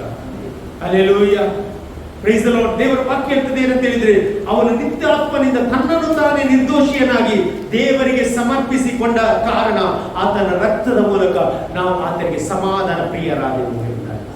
ಹಲ್ಲೆಲೂಯಾ. ಮಾತ್ರವಲ್ಲ, ಅಲ್ಲಿ ಅನೇಕ ವಿಷಯಗಳನ್ನು ನಾನು ಹೇಳಲಿಕ್ಕೆ ಇಷ್ಟಪಡ್ತೇನೆ. ಎರಡನೇದಾಗಿ ನಾವು ಏನ್ ಮಾಡ್ತೇವೆ ಅಂತ ಹೇಳಿದ್ರೆ, ನಮಗೆ ಮಾತ್ರವಲ್ಲ ಕ್ರಿಸ್ತನ ಮೂಲಕ ಇತರರಿಗೆ ಸಮಾಧಾನವನ್ನು ತರಲಿಕ್ಕೆ ಸಾಧ್ಯವಾಯಿತು. ಇವತ್ತು ನಮಗೆ ಮಾತ್ರ ಸಮಾಧಾನ ಅಲ್ಲ, ಕ್ರಿಸ್ತನ ಒಂದು ವಾಕ್ಯವನ್ನು ಹೇಳುವಾಗ ಇತರರಿಗೆ ಸಮಾಧಾನ ಅಲ್ಲಿ ಬರ್ತದೆ. ಆಮೇಲೆ ಇವತ್ತು ಅನೇಕ ಅಸಮಾಧಾನದವರಿಗೆ ಈ ಆಲಯಕ್ಕೆ ಬರ್ತಾರೆ, ಆದ್ರೆ ಅವರು ವಾಕ್ಯ ಕೇಳುವಾಗ ಸಮಾಧಾನದ ವಾಕ್ಯ ಅವರಲ್ಲಿ ಬರುವಾಗ ಅವರಲ್ಲಿ ಒಂದು ಸಮಾಧಾನ ದೇವರು ಕೊಡುವವನಾಗಿದ್ದಾನೆ. ಅಲ್ಲಿ ರೇಖಾ ಸಿಸ್ಟರ್ ತಂಗಿ ಅಕ್ಕ ಅಕ್ಕ ಅಕ್ಕ ಆ ದಿವಸ ವುಮೆನ್ಸ್ ಮೀಟಿಂಗ್ ದಿವಸ ಅವರು ಇಲ್ಲಿ ವಾಕ್ಯಕ್ಕೆ ಬಂದರು. ಆ ದಿವಸ ಅವರು 2 ಸಂದೇಶ ಬಹಳ ಆಸಕ್ತಿಯಿಂದ ಕೇಳಿದ್ದಾರೆ. ಸಿಸ್ಟರ್ ಗ್ಲಾಡಿಸ್ ಕೊಟ್ಟ ದಿವಸ ಕೇಳಿದ್ದಾರೆ, ಸುಲೇಖ ಸಿಸ್ಟರ್ ನಾನು ಸಹ ಒಬ್ಸರ್ವ್ ಮಾಡ್ತಿದ್ದೆ. ಅವರು ಮಾತ್ರ ಅವರ ಗಮನ ವಾಕ್ಯದ ಮೇಲೆ. ದೇವರವರಿಗೆ ಒಂದು ದೊಡ್ಡ ಸಮಾಧಾನ ಕೊಡಲಿಕ್ಕೆ ಕಾರಣ ಈ ವಾಕ್ಯದಲ್ಲಿ ಸಮಾಧಾನದ ಶಕ್ತಿ ಅಡಕವಾಗಿದೆ. ಆಮೇಲೆ ಇವತ್ತು ನಾನು ಹೇಳಲಿಕ್ಕೆ ಇಷ್ಟಪಡ್ತೇನೆ, ಅವನೇ ನಮಗೆ ಸಮಾಧಾನ ಕೃತ್ಯನಾಗಿದ್ದಾನೆ. ಅವನು ನಮಗೆ ಸಮಾಧಾನ ಕೊಡುವ ದೇವರಾಗಿದ್ದಾನೆ. ನೋಡಿ, ಗಲಾತ್ಯ ಪುಸ್ತಕ 3ನೇ ಅಧ್ಯಾಯ 28ನೇ ವಾಕ್ಯದಲ್ಲಿ ನಾವು ನೋಡುವುದಾದ್ರೆ, ಗಲಾತ್ಯ 3:28 ನೀವೆಲ್ಲರೂ ಕ್ರಿಸ್ತ ಯೇಸುವಿನಲ್ಲಿ ಏನಾಗಿದ್ದೀರಿ? ಒಂದೇ ಆಗಿದ್ದೀರಿ.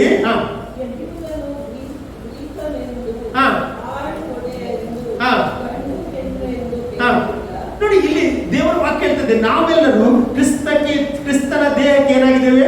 ಸೇರಿದವರಾಗಿದ್ದೇವೆ. ನಾವೆಲ್ಲ ಒಂದೇ ಆಗಿದ್ದೇವೆ. ಇವತ್ತು ನಾವೆಲ್ಲರೂ ಒಂದೇ. ನಮ್ಮ ಒಳ್ಳೆ ನನಗೆ ಮಾತ್ರ ಸಮಾಧಾನ ಅಲ್ಲ, ನಿಮಗೆ ಸಹ ಸಮಾಧಾನ.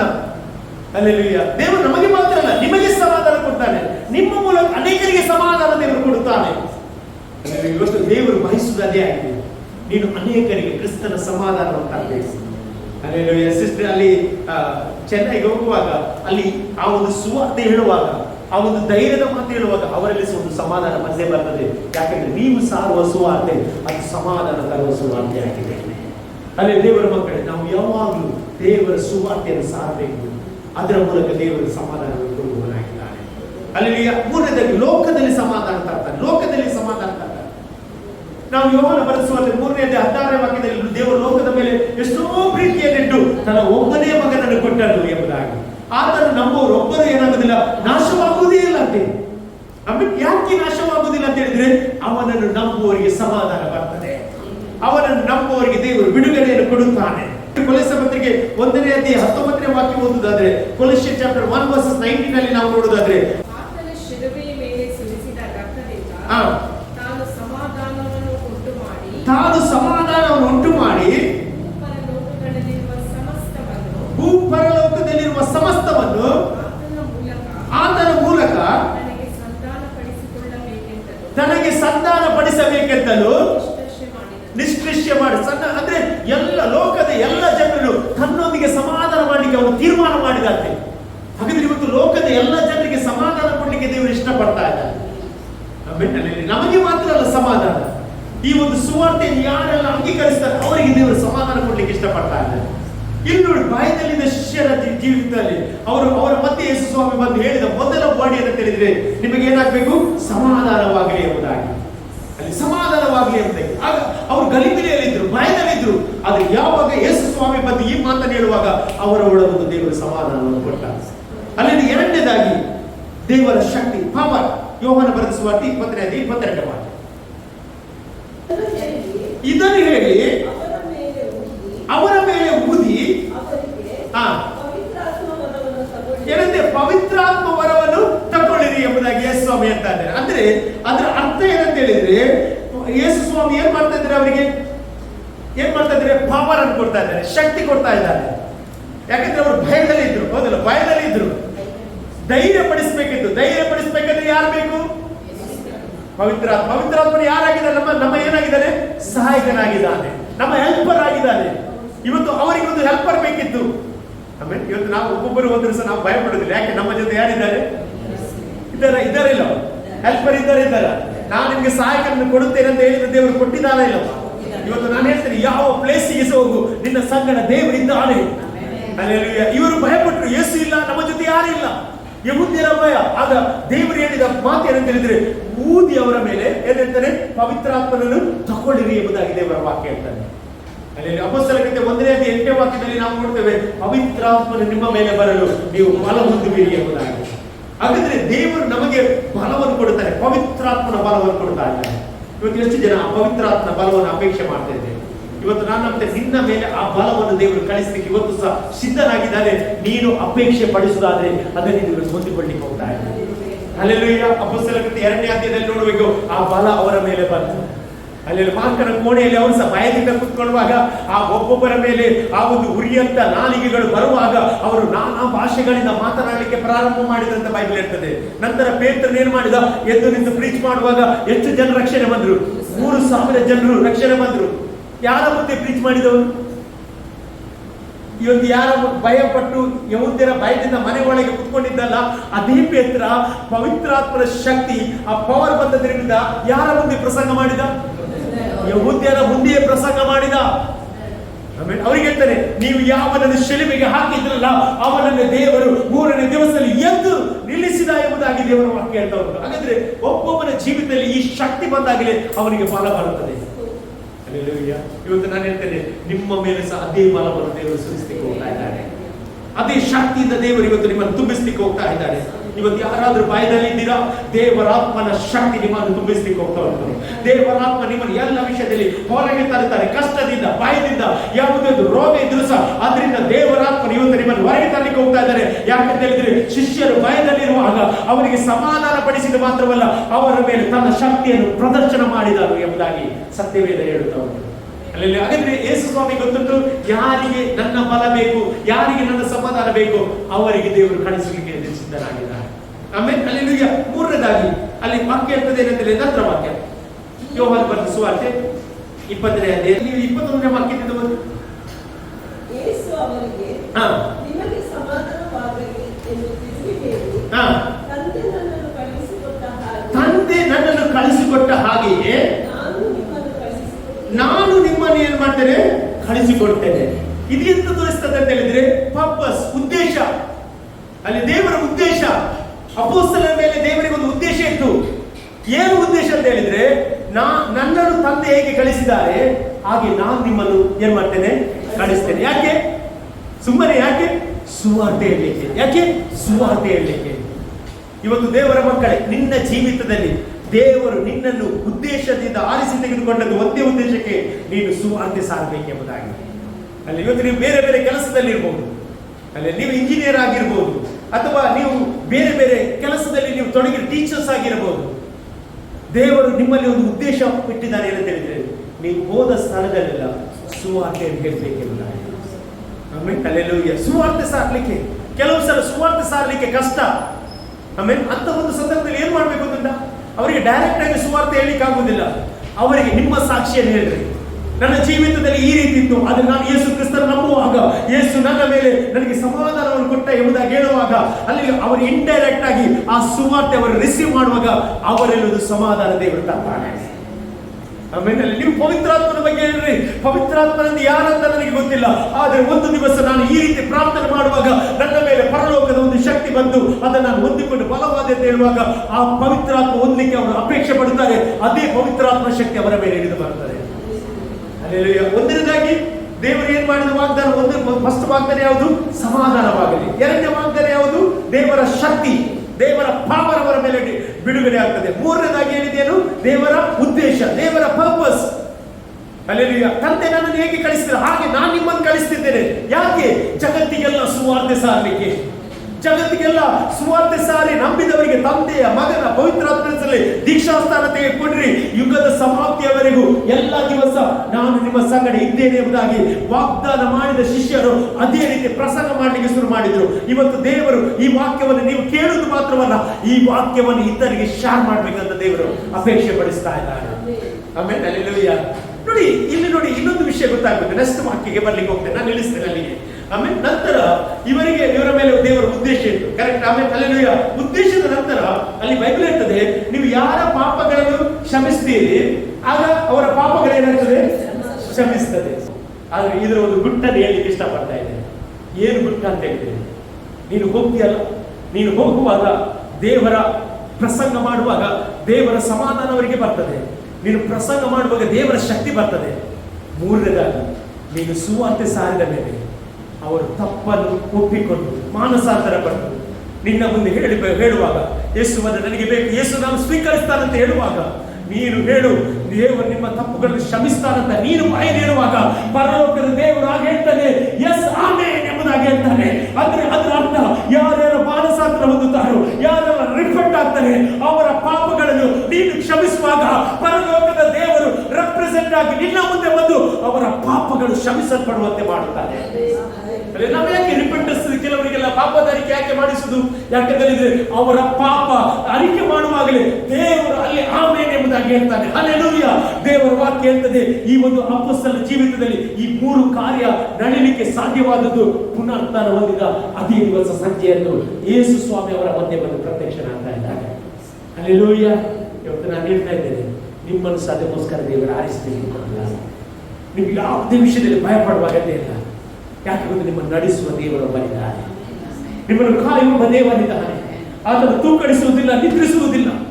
ಇವತ್ತು ಸಹ ಎಲ್ಲ ಲೋಕದ ಎಲ್ಲ ಮಹಾಪುರುಷರು, ಲೋಕದ ಅತಿ ದೊಡ್ಡ ಬಲಾಢ್ಯರು, ಗ್ರೇಟ್ ಅಲೆಕ್ಸಾಂಡರ್, ನೆಬುಕದ್ನೆಚ್ಚರ್, ಧಾರ್ಮಿಕ ಮುಖಂಡರು, ಅವರೆಲ್ಲ ಸಪ್ತ ಸಮಾಧಿ ಮುಚ್ಚಲ್ಪಟ್ಟಿರುವಾಗ ಒಂದೇ ಒಂದು ಸಮಾಧಿ ತೆರೆಯಲ್ಪಟ್ಟಿದ್ದು. ಯಾರ ಸಮಾಧಿ? ಅದು ಯೇಸುವಿನ ಸಮಾಧಿ. ಯೇಸುವಿನ ಸಮಾಧಿ. ಇವತ್ತು ಸಹ ಆತನ ಪುನರುತ್ಥಾನ ಶಕ್ತಿ ಕಾರ್ಯ ಮಾಡುತ್ತದೆ. ಪುನರುತ್ಥಾನ ಶಕ್ತಿ ಈಗ ಸಹ ಕಾರ್ಯ ಮಾಡ್ತದೆ. ಅದು ನಿಮ್ಮಲ್ಲಿ ಸಹ ಕಾರ್ಯ ಮಾಡ್ತದೆ. ಯಾವಾಗ ನೀವು ನಂಬುವಾಗ ನಿಮ್ಮಲ್ಲಿ ಕಾರ್ಯ ಮಾಡ್ತದೆ. ಇವತ್ತು ಸಹ ಆ ಪುನರುತ್ಥಾನ ಶಕ್ತಿ ನಮ್ಮ ಮಧ್ಯೆ ಕಾರ್ಯ ಮಾಡ್ತದೆ. ಅಲ್ಲಿ ಯೇಸು ಸ್ವಾಮಿ ಪುನರುತ್ಥಾನ ಹೊಂದಿದ್ದು ಮಾತ್ರವಲ್ಲ, ಆ ಪುನರುತ್ಥಾನ ಶಕ್ತಿ ನಿನ್ನ ಒಳಗೆ ದೇವರಿಟ್ಟಿದ್ದಾನೆ. ಅದಕ್ಕೆ ರೋಮಪುರದವರಿಗೆ ಬರೆದ ಪತ್ರಿಕೆಯಲ್ಲಿ ಯೇಸುವನ್ನು ಸತ್ತೊಳಗಿಂದ ಎಬ್ಬಿಸಿದ ಆತ್ಮನು ನಿಮ್ಮಲ್ಲಿ ವಾಸ ಮಾಡುವುದಾದರೆ ಅದು ನಿಮ್ಮ ಮೃತ್ಯು ದೇಹವನ್ನು ಬದುಕಿಸುವಂತದ್ದಾಗಿದೆ. ಅಲ್ಲಿ ಇವತ್ತು ಆ ಒಂದು ಮಹಿಮೆಯಿಂದ ನೀವು ಬಿಡುಗಡೆ ಆಗ್ತೀರಿ, ಆ ಮಹಿಮೆಯಿಂದ ನೀವು ಸೌಖ್ಯವಾಗ್ತೀರಿ. ಇವತ್ತು ಹೇಗೆ ಸೌಖ್ಯವಾಗುವುದು? ಹೇಗೆ ಕಿಡ್ನಿ ಹೀಲಾಗುವುದು? ಹೇಗೆ ಕುರುಡನಿಗೆ ಕಂಡು ಬರುವುದು? ಹೇಗೆ ಹಾರ್ಟ್ ಹೀಲಾಗುವುದು? ಅದು ಪುನರುತ್ಥಾನ ಶಕ್ತಿಯ ಮಹಿಮೆಯಾಗಿದೆ. ಇವತ್ತು ಎಷ್ಟು ಜನ ಬಿಲೀವ್ ಮಾಡ್ತಾರೆ? ನಾನು ನಂಬ್ತೀನಿ, ಇವತ್ತು ನಿನ್ನನ್ನು ಅದೇ ಮಹಿಮೆಯಿಂದ ದೇವರು ತುಂಬಿಸುವವನಾಗಿದ್ದಾನೆ. ನಾವೆಲ್ಲ ದೇವರ ಸಮ್ಮುಖದಲ್ಲಿ ಎದ್ದು ನಿಲ್ಲುವ. ಹಲ್ಲೆಲೂಯಾ. ದೇವರಿಗೆ ನಿನ್ನ ಸಿಚುವೇಶನ್ ಗೊತ್ತುಂಟು. ಇವತ್ತು ಯಾವ ಪರಿಸ್ಥಿತಿ ಇದ್ರೂ ಸಹ ದೇವರ ಆ ಪರಿಸ್ಥಿತಿಯನ್ನು ಬದಲು ಮಾಡಲಿಕ್ಕೆ ನಮ್ಮ ಮಧ್ಯೆ ಇದ್ದಾನೆ. ಇವತ್ತು ನೀನು ನಂಬುವುದಾದ್ರೆ ನಿನ್ನ ಬಲಗೈ ಎತ್ತಿ ದೇವರಿಗೆ ಸ್ತೋತ್ರ ಹೇಳ್ತೇವೆ. ಹಲ್ಲೆಲೂಯಾ. ಅಪೊಸ್ತಲರು 12 ಮಂದಿ ಬಾಯಿದಿಂದ ಒಂದು ಕೋಣೆಯಲ್ಲಿರುವಾಗ ಯೇಸು ಸ್ವಾಮಿ ಅವರ ಮಧ್ಯೆ ಬಂದು ನಿಮಗೆ ಸಮಾಧಾನವಾಗಲಿ ಎಂಬುದಾಗಿ ಹೇಳಿದಾಗ, ಇವತ್ತು ಅದೇ ಸಮಾಧಾನ ನಿನಗೆ ಕೊಡ್ಲಿಕ್ಕೆ ಬರ್ತಾ ಇದ್ದಾರೆ. ಅದೇ ಪವಿತ್ರಾತ್ಮ ಶಕ್ತಿ ನಿನಗೆ ಕೊಡ್ಲಿಕ್ಕೆ ಬರ್ತಾ ಇದ್ದಾರೆ. ದೇವರು ನಿನ್ನನ್ನು ಕರೆದಿದ್ದಾನೆ. ದೇವರಿಗೆ ನಿನ್ನ ಮೇಲೆ ಉದ್ದೇಶ ಉಂಟು. ಎಷ್ಟು ಜನ ನನ್ನ ಮೇಲೆ ದೇವರ ಉದ್ದೇಶವನ್ನು ಮಾಡುತ್ತೇನೆ ಎಂಬುದಾಗಿ ಕೈ ಎತ್ತಿ ಹೇಳ್ತೀರಾ? ಕೈಗಳನ್ನು ಪರಲೋಕದ ಕಡೆಗೆ ಎತ್ತಿ, ದೇವರೇ ನಿನ್ನ ಉದ್ದೇಶವನ್ನು ನಾನು ಮಾಡುತ್ತೇನೆ. ನನ್ನ ಜೀವಿತದಲ್ಲಿ ನಿನ್ನ ಉದ್ದೇಶವನ್ನು ನೆರವೇರಿಸಿದೆ. ನನ್ನ ಆಸೆ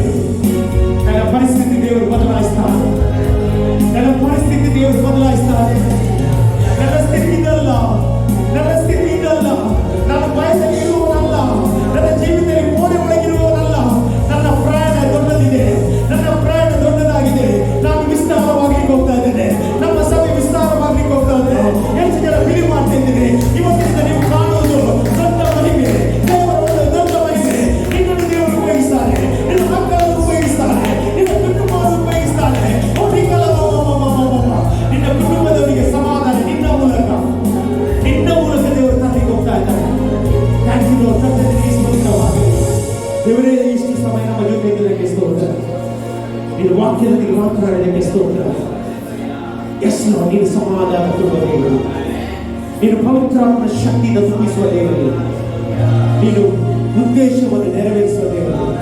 ಕರ್ತನೇ, ಇಲ್ಲಿದ್ದ ಜನರು ಯಾವುದೇ ಪರಿಸ್ಥಿತಿಯಲ್ಲಿದ್ದರೂ ಸಹ ಅವರಿಗೆ ಸಮಾಧಾನ ಕೊಟ್ಟು ಅವರನ್ನು ಪವಿತ್ರಾತ್ಮನ ಶಕ್ತಿಯಿಂದ ತುಂಬಿಸಿ ಅವರಿಗೆ ಕಳೆದ ಉದ್ದೇಶಗಳನ್ನು ನೆರವೇರಲಿ.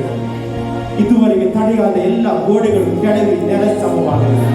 ನಿನ್ನ ಮಕ್ಕಳು ಧೈರ್ಯದಿಂದ ಮುನ್ನುಗ್ಗುವಂತೆ ಮಾಡುತ್ತಾರೆ. ಹೆಸರು ಎಲ್ಲ ನಿನ್ನ ಮಕ್ಕಳನ್ನು ಆಶೀರ್ವಾದ ಮಾಡುತ್ತೇನೆ. ಸಾಕ್ಷಿಯಲ್ಲಿ ಎಲ್ಲ ಮಕ್ಕಳನ್ನು ಆಶೀರ್ವಾದ ಮಾಡುತ್ತೇನೆ. ಆರಾಧನೆ ಮಾಡಿದ ಮಗಳಿಗೋಸ್ಕರ ಸ್ತೋತ್ರ ಇರ್ತೇನೆ. ಬಲವಾಗಿ ಉಪಯೋಗಿಸು ದೇವರೇ. ಎಲ್ಲ ನಿನ್ನ ಮಕ್ಕಳನ್ನು ನಿನ್ನ ಹಸ್ತಕ್ಕೆ ನಿರ್ಮಿಸಿ ಪ್ರಾರ್ಥನೆ. ಇವರ ಸ್ಥಿತಿ ಇದಲ್ಲ, ಇವರ ಸ್ಥಿತಿ ನೀನು ಕೊಟ್ಟ ಮಹಿಮೆಯ ಸ್ಥಿತಿ. ಇವರೆಲ್ಲ ಪುನರುತ್ಥಾನ ಶಕ್ತಿಯನ್ನು ಹೊಂದಿಕೊಂಡು ಇವರು ಹೋಗುವ ಸ್ಥಳದಲ್ಲೆಲ್ಲ ಇವರ ಪುನರುತ್ಥಾನದ ಮಾತುಗಳ ಕೇಳಿ ಅನೇಕ ಹೃದಯಗಳು ತೆರೆಯಲ್ಪಡುವುದಕ್ಕೆ ಸ್ತೋತ್ರ. ಎಲ್ಲ ಘನ ಮಾನ ಮಹಿಳೆಯರಿಗೆ ಯೇಸುವಿನ ನಾಮದಲ್ಲಿ ಬೇಡುತ್ತಿರುತ್ತಾರೆ. ಆಮೇಲೆ ಆ ಹಾಲೆಲೂಯನಿಗೆ ಅತಿ ಆಶೀರ್ವಾದ ಪಡೆದುಕೊಳ್ಳುವ.